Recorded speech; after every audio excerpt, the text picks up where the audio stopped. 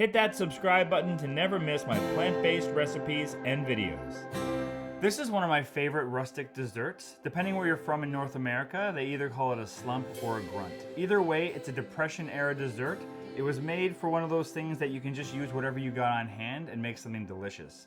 So I'm making a double batch, but normally what you would do is you would take 4 cups of whatever fruit you have. You can use fresh or frozen, use something seasonal. So here we have a mix of berries and peaches in here. We are gonna add a half a cup of water, fruit juice of your choice, whatever you've got. Something with a little bit of citric isn't a bad idea.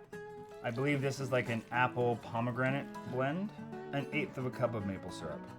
We are just gonna stir that all around, just to give it a good, nice mixture. And then we are going to plop that onto the stove. So now we're gonna make our cake mixture.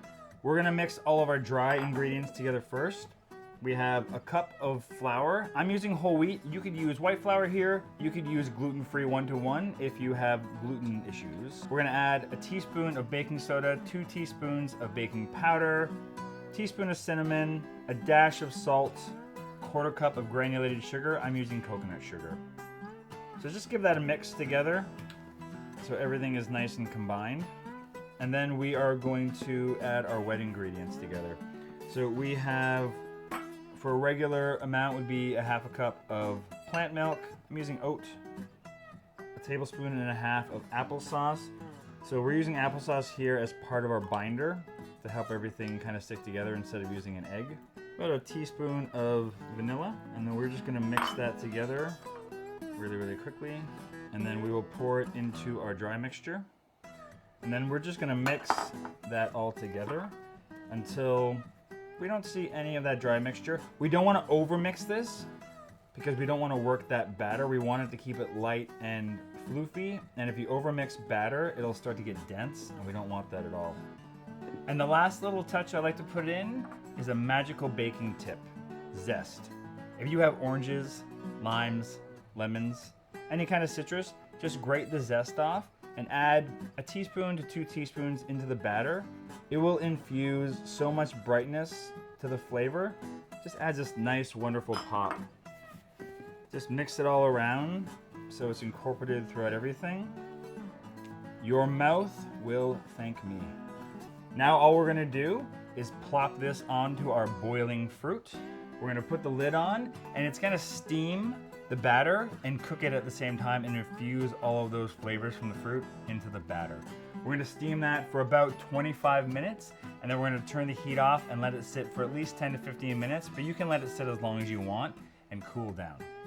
So this has now been sitting for about 15-20 minutes, and as you can see, the whole thing is just poofed up. It almost looks like a little brain. I mean, it's not the prettiest dessert, but it is gonna taste amazing.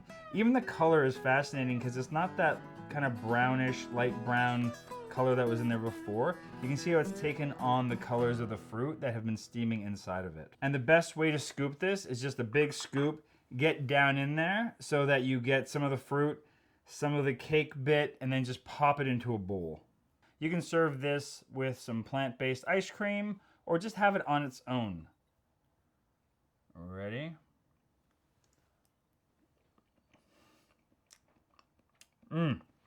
It's so soft and delicate, it just kind of falls apart in your mouth. That orange really, really pops.